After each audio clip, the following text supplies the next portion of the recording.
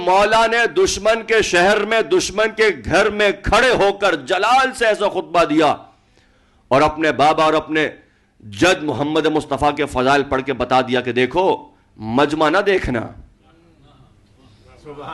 چاہے اپنے ہوں چاہے غیر ہوں، بس یہ دیکھو کہ ذکر کس کا ہو رہا ہے۔ تو مجھے کہنے دیجئے اگر سجاد دشمن کے مرکز میں جا کے اپنے جد کے فضائل پڑھ سکتے ہیں تو پھر یہ تو ہمارا اپنا گھر ہے، یہ تو ہمارا اپنا امام بارگاہ ہے، یہ تو ہماری اپنی جگہ ہے۔ یہاں فضائل پڑھ دینا بہت آسان ہے، وہاں فضائل پڑھنا مشکل تھا۔ سنو، من عرفنی فقد عرفنی ومن لم یعرفنی انبأتہ بحسبی ونسبی۔ جو مجھے جانتا ہے وہ جانتا ہی ہے، جو نہیں جانتا وہ اب جان لے۔ انا ابن مکہ والمنى انا ابن زمزم والصفا۔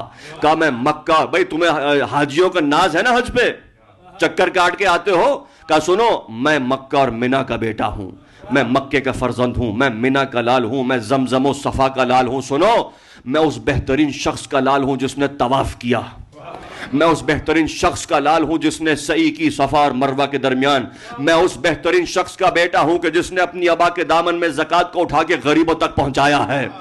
کہا میں اس کا بیٹا ہوں جسے معراج پر بلایا گیا، میں اس کا بیٹا ہوں جسے براق پر اٹھایا گیا، میں اس کا بیٹا ہوں جسے قاب قوسین پہ لے جایا گیا، میں اس کا بیٹا ہوں جسے سدرۃ المنتہا تک پہنچایا گیا۔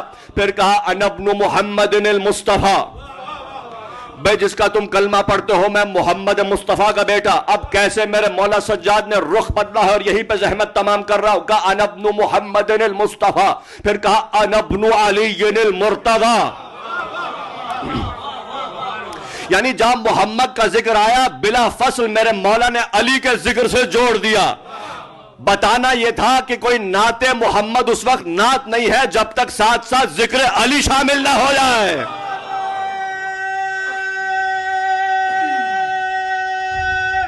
حیدری